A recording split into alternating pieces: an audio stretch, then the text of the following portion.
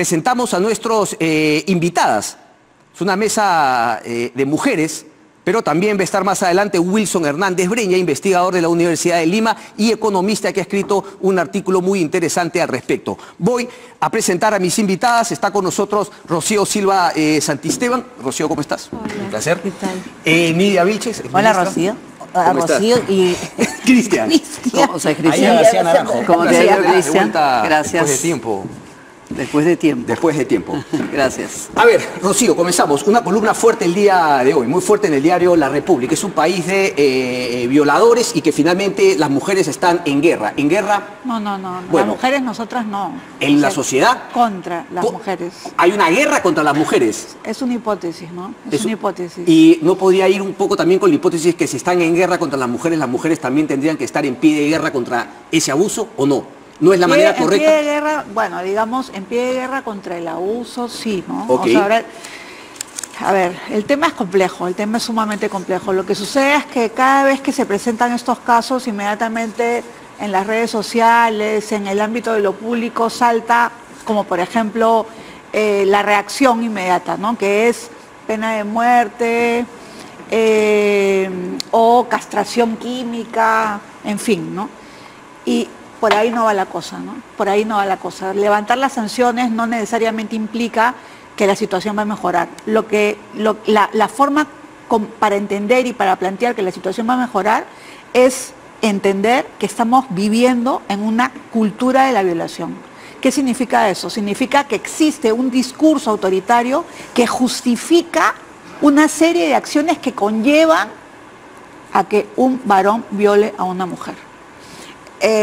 Bueno, lo del hashtag, no quiero mencionar eso porque en verdad me parece banal en comparación con lo que está sucediendo, ¿no? Ahora, lo no banal es que hayan querido sancionar a dos congresistas que están levantando el tema de defensa de nosotras las mujeres, ¿no? Pero lo que sí es patético y terrible, y es algo que tenemos que tener en consideración y que lo tienen que tener en consideración los padres de familia, los educadores, es que del porcentaje altísimo de menores violentadas sexualmente, hay un porcentaje también muy alto de situaciones de violación sexual incestuosas. Es decir, estamos ante padres, tíos, hermanos mayores que violan a sus familiares. Y eso a mí me parece gravísimo. Pero, disculpe, ¿eso tiene que ver con el discurso machista o finalmente con un tema delincuencial, patológico, enfermizo? ¿O No. está también? Porque, a ver, nos podemos ir a sociedades no machistas, bastante evolucionadas, igualitarias, y también vas a encontrar violadores, pedófilos, Pero enfermos. no en el Ese nivel, es el punto. no en el nivel en el que hay en el Perú. No en el nivel en el que hay en el Perú. O sea, mira, la situación y los casos de violaciones sexuales están increciendo. Bueno, vamos a esperar que Wilson nos dé la data Sí. que él ha investigado, ¿no? Que además es una data muy difícil porque no hay, digamos, una recopilación fidedigna, ¿no? O sea, está el Ministerio de la Mujer, pero por otro lado también está el Ministerio Público lo engloba dentro de delitos sexuales, entonces ahí se pierde el caso específico, pero no estamos hablando de enfermos, estamos hablando de personas normales que actúan porque no tienen ese freno y ese freno moral que se instituye a partir de una sanción social y de una sanción también penal. Y nos encontramos ante casos increíbles de impunidad. Increíbles de impunidad. Ok. Nidia, coincides con Rocío, digamos, es un discurso, ¿y dónde nace este discurso? Y finalmente, ¿cómo enfrentarlo para poder frenar justamente esas manifestaciones de violencia, pero que tienen el origen, como lo dice Rocío, en un discurso machista, en un discurso que de alguna manera es, pues, ¿no?, benévola con la violencia de género? Cristian, vivimos en una sociedad muy violenta y lo que tenemos recientemente en una estadística presentada por el INEI en mayo de este año es que el 44% de las mujeres a nivel nacional ha recibido o recibe violencia psicológica. Eso no te deja no te deja huella en el cuerpo, pero sí te mata el alma todos los días. El 22% es violencia física. el 6% es violencia sexual. Y en ese 6% estamos hablando de los niños, niñas, y en el ámbito familiar. Pero siempre que hay... Es un tema interesante porque tú has planteado el tema de la violencia per se. Pues, y después podemos entrar en la violencia de género, pero digamos, la violencia per se también es un problema que obviamente aumenta con la violencia de género contra las mujeres. Totalmente, vivimos en una sociedad muy violenta. Y paso al siguiente tema. Sí, hemos sido ministras, hemos estado a cargo de un ministerio tan importante y nos indignamos cuando hay casos como los que estamos viendo. Y tú hablabas respecto a protocolos. En el Ministerio de Salud hicimos, en el año 2010, trajimos a una niña del distrito de Pangoa, la provincia de Satipo, la región Junín. Una niña, exactamente, de 2 meses, que había sido violada por su padre. El hospital de Satipo le dio la atención inmediata y luego la trajimos a Lima. Tuvo esa niña 6 operaciones. Esa niña vive y es adolescente y su abuela es la que la ha criado, porque la madre se desatendió y el padre está bien preso. Esto es recurrente, esto no es algo que sucedió ahora, es recurrente. Ok, y los protocolos no se actualizan. Lo que sucede es que no estamos actuando con celeridad y como corresponde.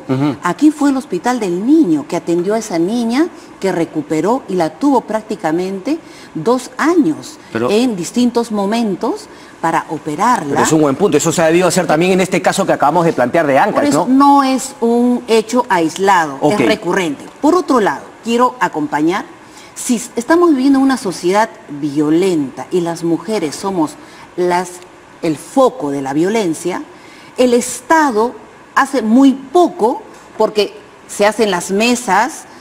¿Quién es el ente rector para atender ese tema de violencia? Es el Ministerio de Salud. Y el Ministerio de Salud tiene como presupuesto para la Dirección Nacional de Personas que ven el tema de violencia, no más de 500.000 soles para el año. Y he sacado justamente ahora de la página web del Ministerio de Salud. Pero entonces los políticos se quejan, pero no ponen el billete donde ponen su boca. Todos levantan la voz, pero en el momento de aprobar el presupuesto no la ponen. Ah, bueno. Aquí he visto, y justamente en la consulta amigable, dice 14 millones para hacer monitoreo de las políticas públicas a nivel nacional. Pero luego le recortan y lo dejan con 2 millones de soles. No es importante para el Ministerio de Salud, el ente rector, el presupuesto. Implemento hospitales. Tengo más profesionales de la salud para ver acciones de salud mental, pero si no les doy recursos, ¿qué cosa Me imagino van a que ese hacer? es un tema fundamental, Rocío, para pasar con Aida, pero finalmente, si es que hay un discurso machista, el tema de salud mental es fundamental. Por supuesto que claro, de la mano con educación. La educación, digamos, sería lo ideal, que ya sean educados en un tema de igualdad y de no violencia, pero si no hay eso, por lo menos que haya salud mental para que un chico de 14 que tiene actitudes violentas, dame un segundo, después hablo contigo. Aida, por favor, García Naranjo, tu opinión. Claro que sí, buenas noches, es un gusto. A mí me gustaría ir a los orígenes del problema. Es decir, efectivamente hay problemas de salud mental y hay problemas de violencia, pero no podemos hablar de violencia en general, porque no es lo mismo cómo se violenta a los hombres. Esa no es la realidad. Estamos ante un sistema que responde a un modelo patriarcal, de jerarquías, hombre superior a la mujer. Ese sistema patriarcal de relaciones de poder no se ha logrado invertir. Entonces, invertir en el sentido efectivamente de equilibrar, de generar igualdades, que las mujeres tengan igualdad de derechos, igualdad de oportunidades. Y por lo tanto, efectivamente, las políticas de igualdad de género resultan fundamentales. No podemos centrarnos en que el problema, teniendo un componente de salud, es un problema de enfermos. No estamos ante enfermos. Estamos ante un modelo vertical surgido de este modelo machista, porque si nosotros tratáramos a esos hombres como enfermos o como celópatas, estamos ante una patología y estos enfermos se convierten en inimputables y no son inimputables. Y entonces no estamos solamente ante la necesidad pues, de un protocolo, ante la necesidad de una ley. El Perú tiene más de 1000 normas de género. Esto es lo que tiene el Perú. Yo me he especializado en eso y he hecho una recopilación desde 1822 hasta el día de hoy. Tiene más de 1000 normas de género. ¿Ya ha funcionado? Pero del dicho al hecho hay mucho trecho. del dicho al hecho, el mucho trecho. Entonces no estamos ante un problema de la concepción racional, legal, conceptual, ¿no? Sino efectivamente ante una práctica política que efectivamente no quiere tratar igual a hombres y mujeres y que se pretende de manera conservadora retroceder en esas conquistas. Si vamos a hablar de data, tenemos que hablar de una data muy importante. El Ministerio de la Mujer recibe 0.3% del presupuesto nacional de la República. Sin embargo, en los anuncios del anterior Premier y del actual Premier, efectivamente el presupuesto va a crecer un 10%. Sin embargo, el Ministerio de la Mujer sigue siendo la última rueda del coche. Entonces, no hay una intervención ni una inversión en políticas públicas que indudablemente tienen que ser transversales. ¿Pero cuáles políticas públicas, por ejemplo? Por ejemplo, se pretende eliminar la igualdad de género en la escuela. Ok. Esto es un problema, porque efectivamente en la medida que se siga considerando a la mujer como subordinada del varón, efectivamente el varón hará con la mujer lo que quiera. Esto implica que efectivamente nosotros tenemos que incorporar en la política pública la política de igualdad de género para tratar con los mismos derechos y los mismos deberes a hombres y mujeres en todo el proceso educativo. Indudablemente esta transversalidad que hablamos del conjunto de políticas de género va a tener que incorporar, por ponerte un ejemplo, al sector trabajo. Sí. Es decir, no basta con una casa de refugio, okay. No basta con una casa de acogida. ¿Por qué empieza la violencia de género muchas veces en una casa? Porque la mujer es dependiente del varón. Eso refuerza su grado de subordinación y por lo tanto esas relaciones de poder que se ejercen sobre ella. Esto implicaría efectivamente políticas públicas de trabajo que implicaran oportunidades laborales para las mujeres y no solamente centros de emergencia mujer o casas de refugio. Déjame, digamos, ser así abogado del diablo y fregar un poquito, porque sí es tan importante haber incluido el tema de la ideología de género que a mí me parece fundamental. No ideología de género, perdón, que no existe. Perdón, ideología. El enfoque de igualdad de género. De igualdad de género, exactamente, ahí es donde estoy cayendo. Y esa es justamente mi pregunta, haber permitido, tratando de, puede ser que finalmente mucha gente no lo ha querido plantear así porque tenía temores, inseguridades, ¿no? O visiones finalmente no anacrónicas o qué sé yo, pero haber metido temas como LGTBI que son completamente válidos también y legítimos, conversarlo en una sociedad que pretende ser abierta, como a mí me gustaría que sea, pero hay otro sector de grupo de gente que no. Cuando finalmente el tema era ese, ¿no? El tema de la igualdad hombre-mujer, no fue, digamos, forzado haber por lo menos conseguido el tema de la igualdad hombre-mujer y después haber ido por el tema de igualdad, ¿no? El tema de género, si es que finalmente LGTBI y todo lo que se planteaba. Rocío, te hago esa pregunta. Mira, nosotros tenemos un plan en el Perú contra la violencia de género, que es un plan excelente. O sea, el plan es verdaderamente muy bueno. Sobre el papel. Claro, sobre el papel, claro, por supuesto, sobre el papel. Entonces, ¿qué es lo que requiere un plan? Yo no sé mucho, eso saben ellas que han sido ministras, pero mínimamente indicadores y en primer lugar presupuesto. Porque si un plan no tiene presupuesto no funciona para nada.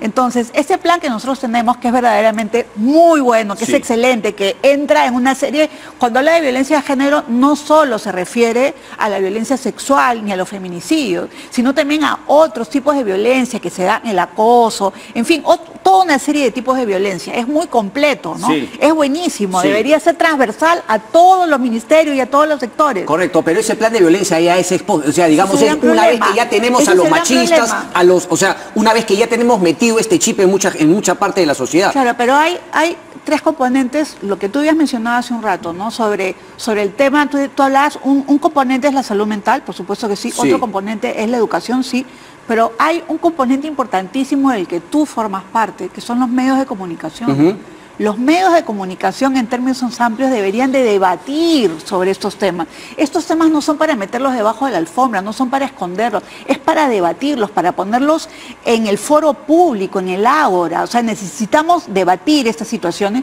y el debate tiene que ser alturado y tiene que ser científico. Por eso no podemos, digamos, desde una perspectiva plantear toda una situación política que viene desde un ángulo determinado conservador para tachar un concepto que ya está manejado por Naciones Unidas desde hace años, ¿no? ¿Cuál? El concepto de género.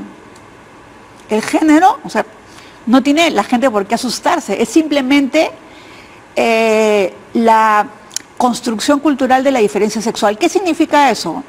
eso visto desde una perspectiva antropológica. ¿Qué implica eso? ¿Qué implica eso? Implica simplemente que nosotros, desde una perspectiva, nosotros somos, a ver, yo siempre digo lo siguiente, los seres humanos somos soma y sema. Soma es lo somático, lo dado, el cuerpo, y sema es lo significado. Nosotros construimos nuestra significación a partir de lo dado, que es nuestro cuerpo. Pero eso que construimos se, digamos, toma toda una serie de elementos de lo cultural. Sí, pero entonces tú sí estás justamente por haber ido por el todo. Mi pregunta era, ¿no valía la pena ir? Primero vamos... No, yo creo que hay que separar las cosas y creo que en primer lugar el tema de la violencia hacia la mujer es un tema importantísimo, pero ojo, la transfobia y la violencia contra las personas trans en nuestro país es tremenda también. Sí. Es tremenda. Sí. Y ahí se dan lo que se Pero denomina ¿no crees que sería menor si es que tuviésemos una sociedad que por lo menos ya fue educado una o dos generaciones con el tema de igualdad hombre y mujer, en ese tema de el concepto en el colegio y qué sé yo? ¿Cuántos años tienes tú, Yo tengo Cristian? 42. Ya. Hace 25 años, por lo menos, cuando tú entraste a la universidad, digamos, cuando saliste del colegio, ¿no estabas educado también en el tema de igualdad? Hace 30 años, o sea, no se discutían de esa manera, no se discutía de esa manera. Pero todavía mi colegio era solo de hombres, ahora está bien finalmente mixto. Bueno, pero para que veas que han habido cambios también en la sociedad. Sí, por eso mismo. O sea, es mixto, ¿por qué? Porque han habido cambios concretos, ¿no? Pero lo que yo digo es lo siguiente, por lo menos desde los años 70 se viene discutiendo en este país el tema de la igualdad y no hemos avanzado. Entiendo tu punto. Viene Nidia y luego Aida. Vamos a una breve pausa, por favor. Ustedes se quedan justamente con lo que tienen que decir. Una breve pausa y regresamos.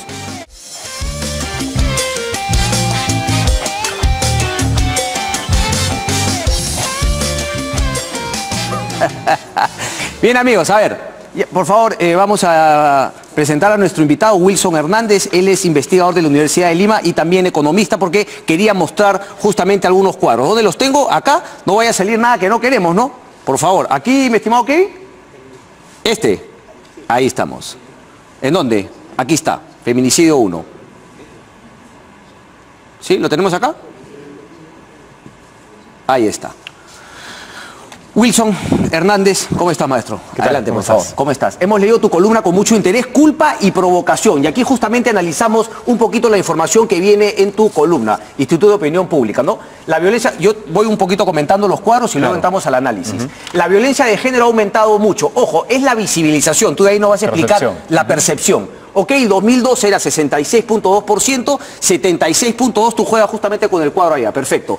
El feminicidio ha aumentado mucho también, 2012 67.9% y el 2016 76.4%. Hay otro cuadro muy interesante también, vamos a pasarlo, por favor. ¿Lo tenemos? Ah, ok, yo lo tengo en pantalla, ok. No, pero esto es muy complicado. Kevin, ¿dónde estás? Acá, ahí está. Factores que elevan la probabilidad de violencia y o feminicidio. 1. Historia de violencia psicológica en la pareja. 2. Historia de violencia física en la misma. 3. Premeditación en la agresión letal. Pero finalmente aquí está la información que podría uno ver que los típicos factores que podrían terminar en un acto de feminicidio. Exacto. El otro cuadro. Hechos durante la relación que causan tentativa de feminicidio. Que el hombre haya impedido, mire este dato, que el hombre haya impedido que su pareja visite o la visiten sus amistades, que el hombre haya intentado que su pareja no vea a sus familiares, que él haya ejercido antes violencia sexual contra su pareja. Me imagino que esto es, digamos, sí, o sea, en el tiempo también. Lo primero sería esto. Lo más importante. Lo más importante. En orden de prioridad, digamos. De prioridad. El último cuadro. 57% piensa que una mujer merece ser reprendida si no atiende a su pareja o no cumple con sus deberes del hogar. 56% considera que tarde o temprano un hombre dejará de ser violento gracias al amor y paciencia de la mujer. Encuesta Nacional de Relaciones Sociales. Wilson, cuéntanos un poquito, porque claro, yo siento que cada vez que tocamos uno de estos temas en medios de comunicación nos quedamos en la punta del iceberg, es decir, el maldito, y prácticamente todos nosotros periodistas, también yo ahí hago mea culpa, nos peleamos a ver quién usa el adjetivo, digamos, ¿no? El que más chanque a ese violador o ese agresor, pero finalmente eso no nos lleva a la raíz del problema y a buscar soluciones. ¿Cuáles son esos temas de fondo y qué nos dice la información que acabamos de mostrar? A ver, un poco para explicarles rápidamente qué hicimos, y fue bien simple, ver cuáles son las causas y las consecuencias de haber sido víctima de tentativa de feminicidio y de feminicidio, ¿no? Entonces, en ese marco hicimos un gran análisis de base de datos de 250.000 mujeres, en base a la ENDES, información del INEI, producimos esto. También con información del Ministerio de la Mujer, y esto lo financió el CIES a pedido del Ministerio de la Mujer, que es importante mencionar. ¿No? Entonces, ¿qué salió? Significa que básicamente varias de las cosas que han comentado las invitadas en el punto anterior tienen sustento en la evidencia, para el caso peruano, ¿no? ¿Por qué finalmente si es que el hombre limita que la mujer visite a sus familiares o a sus amigos? ¿Qué cosa significa? Que hay una estructura de poder que impide que la mujer tenga una vida libre de violencia, ¿no? Y que eso finalmente nosotros lo podemos transformar en señales o visibilización para ver que cuando una mujer va a un centro de emergencia mujer, a la comisaría o está en el trabajo y tiene estos pequeños síntomas, entonces su riesgo de ser víctima de una agresión severa o letal es un poco más alto que el promedio. Es como cuando uno quiere averiguar si tiene riesgo cardíaco y te preguntan tus hábitos alimenticios. Correcto. ¿No? Entonces los peores hábitos alimenticios te conducen a más riesgo cardíaco. Estos factores te conducen a un mayor riesgo de feminicidio o de tentativa de feminicidio. Amigos y familiares que finalmente no los quieran ver. Significa te aíslo. Entonces, es un sistema de dominación que lo que yo tengo que tratar es controlarte. Pero entonces cuando vemos, claro, y surge siempre ese tema, ¿no? Oye, pero ¿dónde estuvo la familia? ¿Por qué la chica permitió haber llegado hasta ese punto? Inmediatamente un grupo de gente que también lo entiendo legítimamente, digamos, ¿no? Que luchan contra este tema, inmediatamente saltan y dicen, está justificando, como si eso fuese, ella no tiene la culpa de nada. No, pero solamente estás dando un hecho concreto. Esto tiene que haber venido increciendo, ¿no? Poco a poco. Habían, digamos, cosas que a uno lo hacían pensar que se podía llegar a esa situación. Es decir, si es que tu enamorado te dice, oye, no chatees con tus amigas, no quiere decir que te quiere más, sino que más bien es el primer indicio de una persona que puede llegar a violencia física, sexual y a un feminicidio. Hay dos cosas ahí, ¿no? De hecho, el Ministerio de la Mujer tiene una especie en su página web de cuestionarios sobre relaciones tóxicas, ¿no? Entonces te bota al final un puntaje si tu relación es tóxica. Me parece súper interesante. Pero dos, es un mito que la violencia escala y yo la puedo predecir y rápidamente, si estoy en el punto 7, yo sé que en el 10, digamos, viene el golpe o viene el feminicidio, ¿no? Quienes han estudiado esto, lo estamos haciendo acá ahora también a otro proyecto gracias al CIES, es ver tipología de agresores. O sea, no todos los agresores son iguales. Entonces hay 3 tipologías. Los agresores que se les dicen los tipos ordinarios, comunes y corrientes, porque en todas las pruebas psicológicas salen como tú o como yo. La diferencia es que ellos le pegan a su pareja y nadie más que a su pareja. En el otro extremo están los que se llaman los violentos en general. Le pegan a todo lo que se mueve. ¿No? Entonces esos patas, los dos grupos son extremadamente problemáticos. Y hay un tercer grupo al medio, en fin, ¿no? Entonces cuando nosotros miramos esto desde las políticas públicas, tenemos que entender que, vamos a decirlo así un poco feo, el cliente, el hombre, en realidad es distinto. Tiene necesidades que desde la política pública tienen que ser atacadas de manera diferenciada. Entonces con un paquete legislativo no ataco este tipo de cosas, ¿no? Entonces cuando pensamos en forma, y de hecho no hemos escuchado en la mesa y en las discusiones se debate muy poco que el tema es del hombre, entonces cómo construimos nuevas masculinidades, ¿no? Entonces un poco ahí va hacia esta lógica de ver hacia los agresores y la tipología de agresores para empezar a rever el tema de la violencia contra la mujer, porque si no seguimos en la lógica que es culpa de la mujer, es cuestión de si tiene más edad o menos edad, que el riesgo está en características de ella, ¿no? Otra de las cosas de la investigación es que las características de la mujer importan muy poco para predecir el feminicidio e importan más las características relacionales, es decir, las que se tejen en la relación de la pareja. Entonces cuando una mujer dice a mí no me pasaría eso porque yo soy así y yo no aguanto pulgas, eso es relativo, no es tan cierto. Ese es exacto, porque hay otro mito que se ha quebrado y en realidad hace como 20 años en la investigación, y es que no hay patrones de mujeres que generen tu propia victimización como mujer. Pero sí hombres que... los patrones que generan... Los patrones vienen más de los hombres que de las mujeres, ¿no? Entonces por eso es que encontramos, y alguna vez escuchamos el caso de Leslie Stewart, me parece una mujer pues súper fuerte, con súper carácter, que finalmente terminó siendo agredida y algo más. Y además se le cuestionó, porque dice, oye, pero por tu estilo, bien difícil que haya sido no víctima de un intento de violación. Y se le cuestionó, efectivamente. Es el tema de la culpa y la provocación. O sea, nuevamente no es el tema del hombre, es el tema de ella. ¿Por qué no reaccionaste? Qué rápido, qué raro que haya pasado algo en ti de ese tipo, ¿no? Otro factor interesante es que no todo está incluso en la pareja. Hay condiciones del ambiente, del entorno un poco mayor. ¿A qué me refiero? Condiciones del distrito. Lo que nosotros hicimos con la data es ver si es que las características del distrito donde se ubicaban las mujeres que fueron víctimas de tentativa de feminicidio y de feminicidio están relacionadas con un mayor número de feminicidios. Y la respuesta es que ahí donde los distritos sean socialmente más complejos, la prevalencia o el ratio de feminicidios es más alto. ¿Qué significa socialmente más complejo? Que hay una mayor concentración de desigualdades sociales, desempleo, familias monoparentales, digamos, caldo de cultivo para que parezca un montón hacinamiento, de pobreza. Pobreza no en realidad, pero son condiciones que pueden estar vinculadas a esto, ¿no? Entonces, ¿qué significa esto? Que en estos espacios las reglas y los valores de cómo me relaciono con el otro, con la mujer, y cómo yo me formo mi propia masculinidad son distintos, ¿no? Entonces, hay una investigación de Liu Cohen que ella compara masculinidad Norma Fuller compara masculinidad en hombres de clase alta y clase baja. Los de clase alta forman su masculinidad en el dinero, objetos. Y los de clase baja, como no tienen eso, la forman en el poder de las relaciones sexuales, ¿no? Entonces, ¿cómo vamos tejiendo una distinta forma de vincularnos con la mujer? Es algo que nos va marcando desde muy temprano en la sociedad, ¿no? Sí. Y que claro, recién la apreciamos cuando uno tiene pareja o finalmente cuando estás en una etapa adulta, ¿no? Políticas públicas para ir corrigiendo ese tema, porque, a ver, por lo que siento me dices que finalmente la solución viene más por, digamos, repensar la manera de interactuar del hombre, o sea, cómo vamos creando nuevas imágenes de el hombre peruano, por decirlo de alguna manera. Sí, exacto, o sea...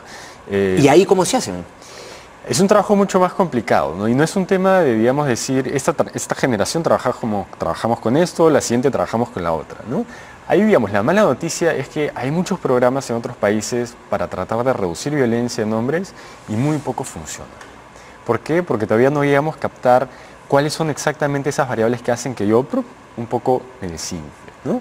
Acá lo que tenemos es que siempre terminamos mirando a la última cadena, al último eslabón de la cadena, que es el sistema de justicia, ¿no? Sí. Y el sistema de justicia tiene muchas dificultades para incorporar este enfoque de género y meterlo a sus prácticas, aun cuando tú tengas pues, policías, jueces, fiscales conscientes, ¿no? Entonces todavía tienes una tasa, digamos, según estudios cualitativos, de mujeres cuyas denuncias son rechazadas o no justifican la comisaría, jueces que no pasan casos como violencia de género, sino como lesiones leves.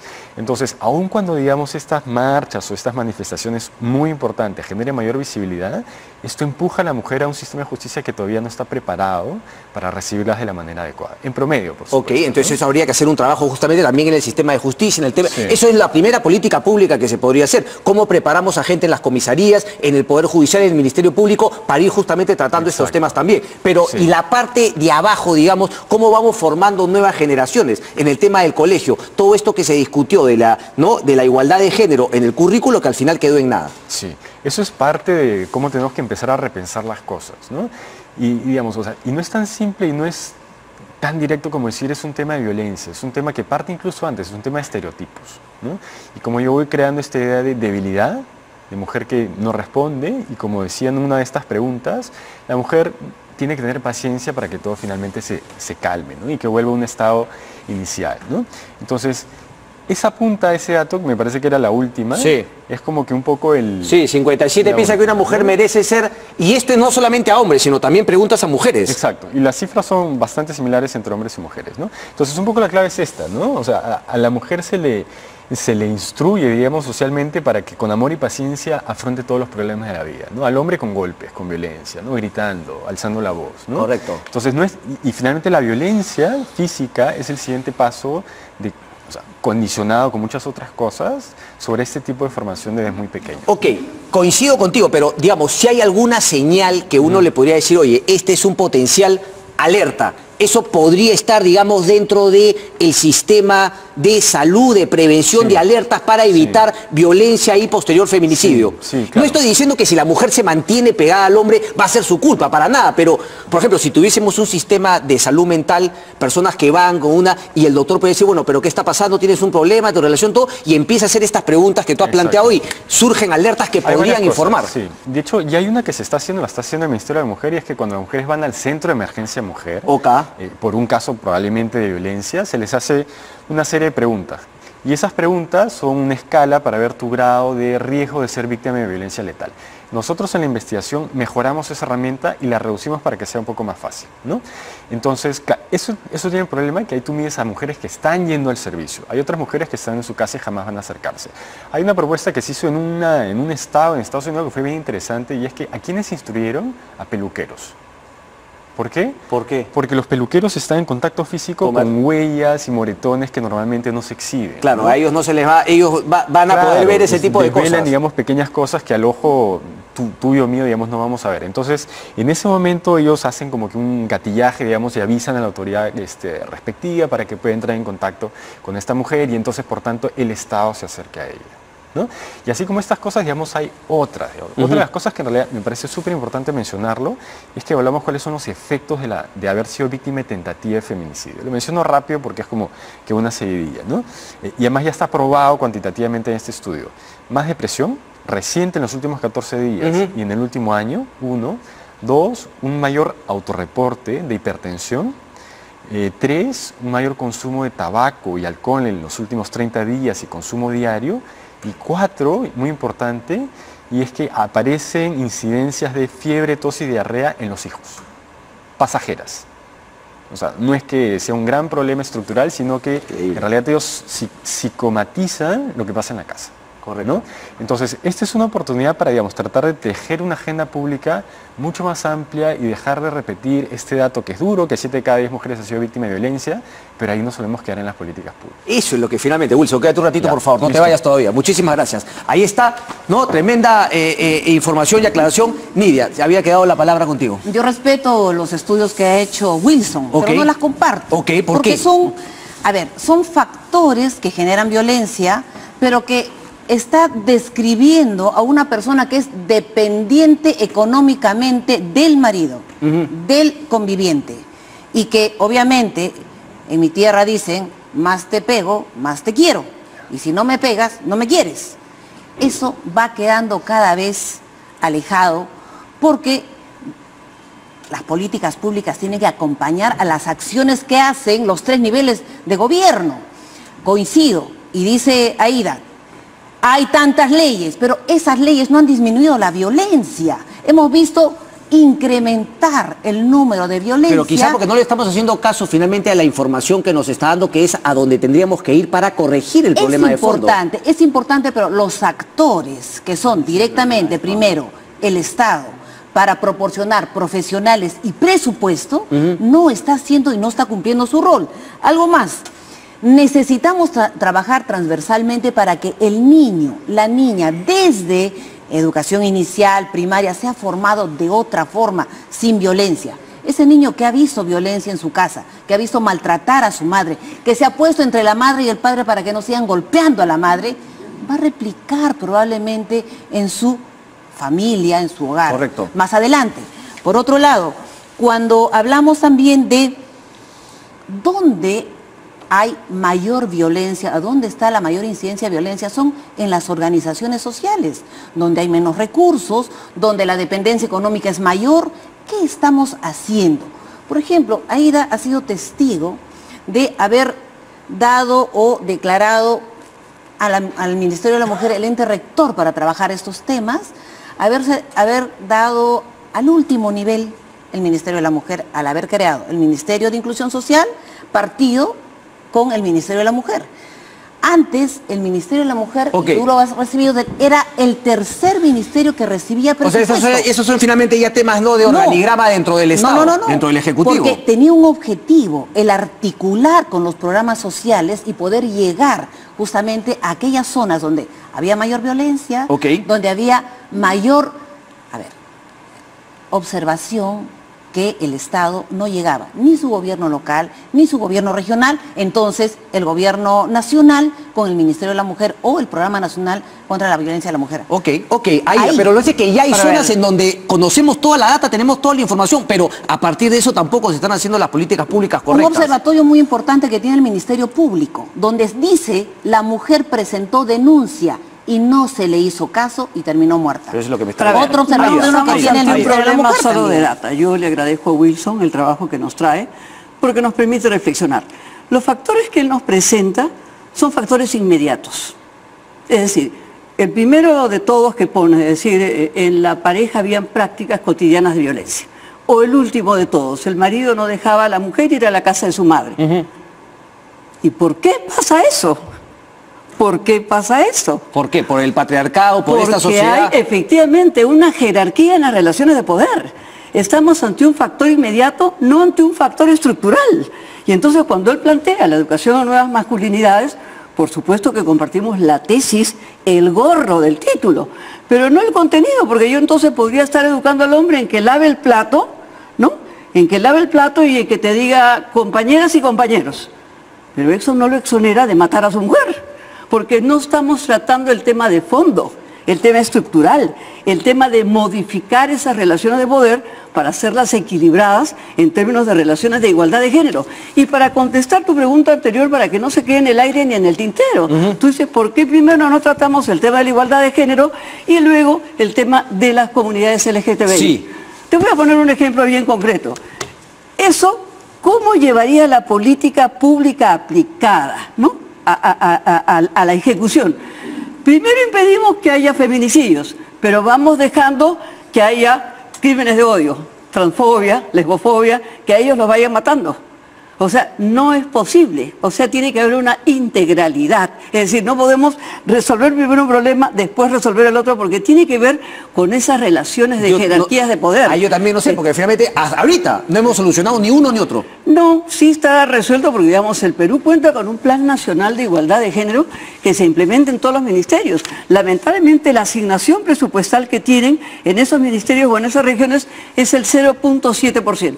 Un poquito más que el Ministerio de la Mujer, que tiene 0.3%, porque los presupuestos no son neutros al género.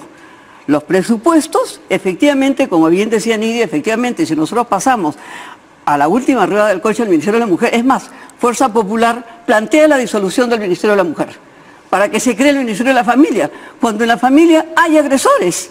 O sea, hay padres violadores, hay hermanos violadores, hay primos violadores, hay convivientes violadores. Y pretendemos en el concepto de una familia ideal, ¿no? Que supone que es cuando uno utiliza el término familia, no incluye pues a un violador dentro de la familia. En el Perú no hay una familia.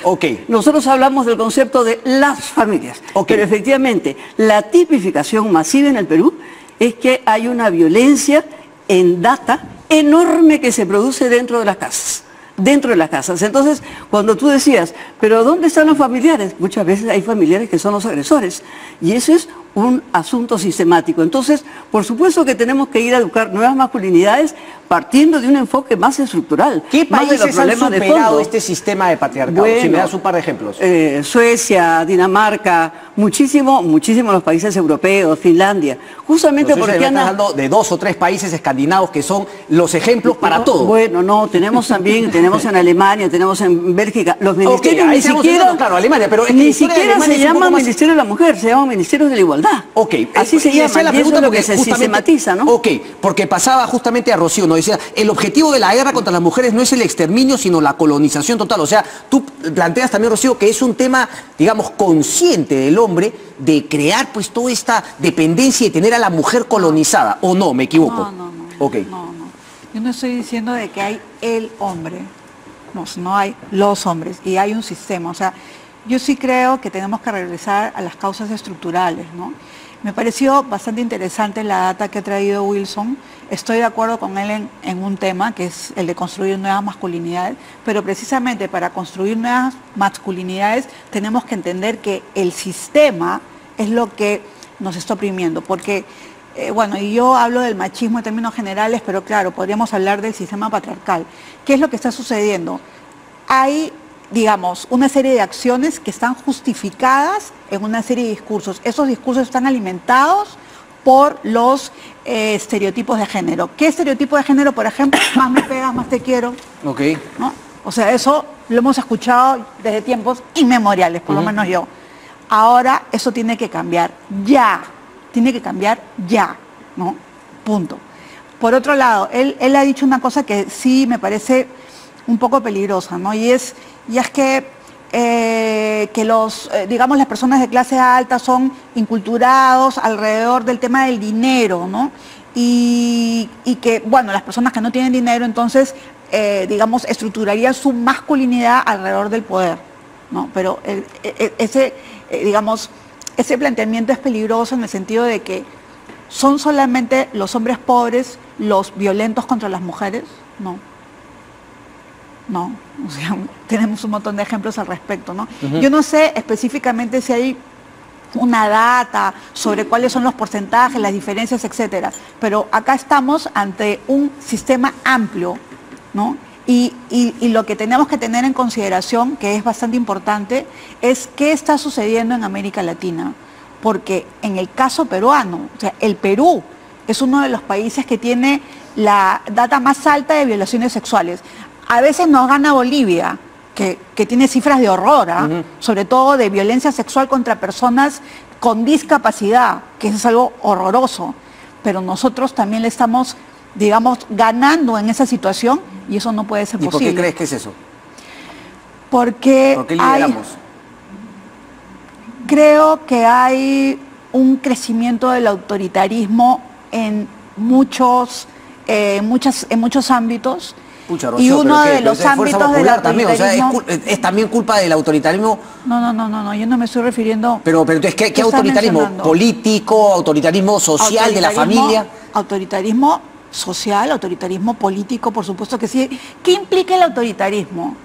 El autoritarismo implica que hay otra persona a quien le doy autoridad que me va a solucionar los problemas. O, en todo caso, una persona que se arroga la autoridad para solucionar los problemas de todos. Y yo, bueno, mejor me quedo aquí tranquilo, no soluciono nada. Que el otro solucione, que el otro haga política, que el otro sea ciudadano. O sea, me estás dando esas encuestas que dicen, sí, quisiéramos un tipo que tenga pantalones, que por aquí... Esa figura del caudillo, pero eso es caudillismo. Eso es transversal a toda América Latina. Eso es transversal a toda América Latina, pero en el caso peruano, de verdad, o sea, en relación con Guatemala, por decirte, o con Colombia, etcétera, etcétera, está cada vez más fuerte. Y lo que yo percibo, bueno, digamos, es mi percepción, pero sí. Bueno, lo que yo percibo es que este autoritarismo se recoloca, se reconfigura con una serie de prejuicios que están vinculados con la pretendida superioridad de un sexo sobre el otro.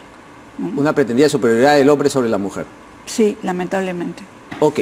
Tengo que ir a una breve pausa y luego regresamos porque quiero también que Wilson conteste, ¿no?, sobre justamente algunas de lo que han mencionado ustedes. Una breve pausa y regresamos, no se muevan.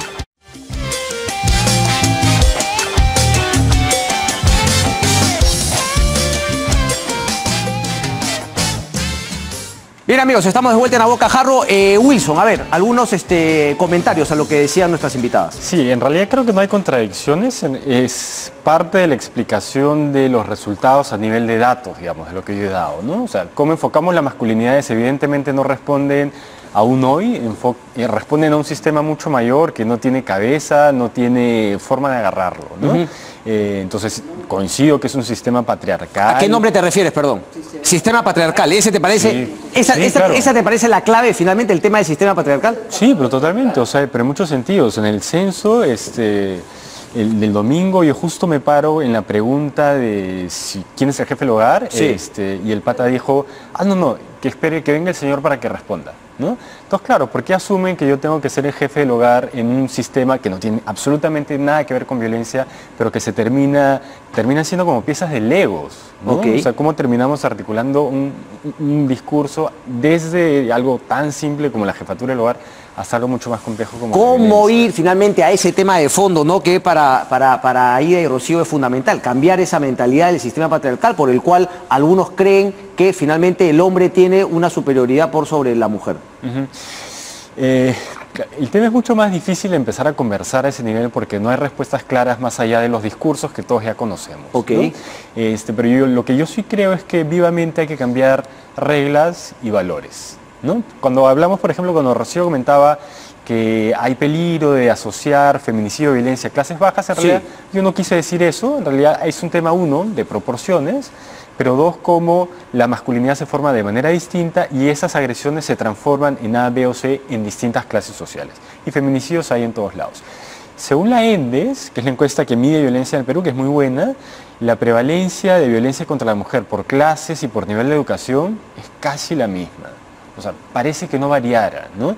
Y es que la respuesta no está en tu educación, la respuesta está en tus reglas o tu set de cómo tú tratas y cómo ves a la otra persona. Pero eso es algo preocupante, porque uno creería que justamente metiendo todo el tema de la igualdad de género, no en el currículo, esto iba a ser, pues, no como iba a gatillar finalmente a reducir estas cifras que son escalofriantes. O sea, estamos iniciando, ¿no? Pero un factor perturbador es que o sea, tú también lo hayas confundido con un tema de ideología, ¿no? Sí. O sea, yo creo que en un país un poquito más avanzado, la palabra ideología de género ni siquiera estaría en discusión. Es que ya la han metido finalmente, ¿no? Que uno genera el tema de la confusión inmediatamente. Claro, exacto. Y entonces tenemos que empezar a limpiar el concepto y 3, discutir ya, ¿qué género? Cómo podemos relacionarnos uno al otro. Si quieren no le llamen género, etcétera, pero cómo podemos vivir en convivencia, ¿no? Sin perder la esencia de lo que está detrás de este enfoque. Todos somos iguales, todos merecemos lo mismo, ciertas personas merecen ser protegidas un poco más por su condición de vulnerabilidad, entre otros aspectos que son mucho más importantes para tejer las relaciones en el día a día. Pero tiene sentido eso que me comentaba Ida, que finalmente vamos por todo, no se puede ir, o sea, haber centrado el tema en la igualdad de género hombre-mujer y no haber ido también a esas figuras de digamos, grupos, grupos, digamos, ¿no? Que pueden ser por el tema LGTBI, sí, que son minorías, que obviamente también son muy vulnerables, etcétera. ¿Había algo de sentido en ese tema, haber centrado el tema de la igualdad de género? A mí me parece, es una opción política interesante, a mí me parece que las ventanas se tienen que aprovechar con la mayor fuerza posible, ¿no? Okay. Si no, digamos, las mujeres habrían votado recién desde hace 5 años, ¿no? Sí. Entonces, claro, si postergamos las decisiones importantes, nunca vamos a llegar verdaderamente a lo esencial, ¿no? Correcto. Entonces yo pienso que todo este tema de visibilidad ha generado cosas que no vemos en la prensa y es como comunidades locales, en distritos, empiezan a juntarse, digamos, gente de la comunidad LGTBI para tratar de sobrevivir, para tratar de movilizarse, hacer fuerza y hacerse más visibles en espacios donde generalmente se es violento con ellos. Correcto. Wilson, para terminar, solamente una última. En el primer cuadro que tú hablábamos de la visibilización, ¿cuál es la diferencia finalmente? ¿Qué quiere decir? Que hay más personas que sienten la confianza de denunciar. ¿Está funcionando algo mejor el sistema de justicia? Digamos, estas medidas que hay de mujeres acercarse y denunciar la violencia, etcétera, etcétera. ¿Está funcionando más eso? ¿Hay más confianza de las mujeres en denunciar o no? Eso yo no lo sé, digamos, ¿no? Lo que muestra el dato es que hay una mayor cantidad de gente que piensa que hay violencia. Y eso tiene que ver, a ver, son dos cosas. En realidad todas las cifras de violencia están cayendo, pero muy ligeramente. O sea, okay, no es como para hacer una fiesta por eso, ¿no? Okay. Pero la percepción es que todo está empeorando. ¿Por qué? Porque es una cuestión que se está mediatizando y está bien que se esté mediatizando para empezar a discutir estos temas con mayor profundidad. No, ahí sí, ¿no? Más vale pecar, ¿no? De que sobre a que falte finalmente. Mejor, ¿no? Sí, digamos, en ese balance podríamos decir que sí, ¿no? Y el siguiente punto, y que tiene también que ver con cuestiones presupuestales, es empezar a discutir qué ha funcionado en otros países, si eso puede funcionar acá y cómo lo ponemos en práctica. Ese es el punto que está faltando. De eso vamos a hablar justamente para la próxima, porque necesitamos ver qué cosas han funcionado en otros países, ¿no? Con, digamos, de culturas similares a la nuestra. Eso sería un tema fundamental. Sí. Gracias, Wilson. Para terminar, Nidia. En esa segunda parte, gracias Wilson, porque esclarece la acuciosidad. ¿Qué esclarece? ¿Por qué? ¿Qué esclarece? Sientes que refuerza tu teoría. A ver, Nidia, cuéntame. Este tema de la violencia contra la mujer no es solamente un tema de las mujeres, es un tema de la sociedad. Y nos da mucho gusto que hay varones que se están incorporando a trabajar justamente una cultura sin violencia. Y es la ley de igualdad de oportunidades que aprobamos el año 2007, tiene justamente ese objetivo, para tomar conciencia, varones y mujeres, de que tenemos igualdad de oportunidades. No se da, hay todavía inequidades, por supuesto que sí. Por eso es que yo comparto, el Ministerio de la Mujer debe existir con mayor presupuesto, se debe cerrar el Ministerio de Inclusión Social e incluirla dentro del Ministerio de la Mujer donde estaba. Algo más, consecuencias de la violencia. Embarazo adolescente, 13%. Que éramos hace un par de años, perdón, 6%, ahora es 13%. En la selva, 26%. Consecuencia, una niña hace unos días atrás dejó a su criatura en el tacho de basura. Ergo debería haber esa legislación para que finalmente mujeres violadas puedan realizarse un aborto si es que así lo desean. Yo creo que debería estudiar claramente cuál es el problema de fondo y no abandonar ni a los jóvenes ni a los niños. Y un una familia violenta replica la violencia. Yo coincido, pero mientras que vamos solucionando el problema de fondo, tienen que haber medidas justamente que le permitan a esa chica ser violada. Ahora, por ejemplo, cuando un adolescente va a un centro hospitalario, no le pueden atender si es menor de edad, tiene que ir con una persona mayor. Todas esas cosas sí tienen que ir cambiando. Claro, entonces, y no ocultar la identidad de quiénes son los padres. Finalmente, a veces siempre es una persona mayor que va preso con las normas que tenemos.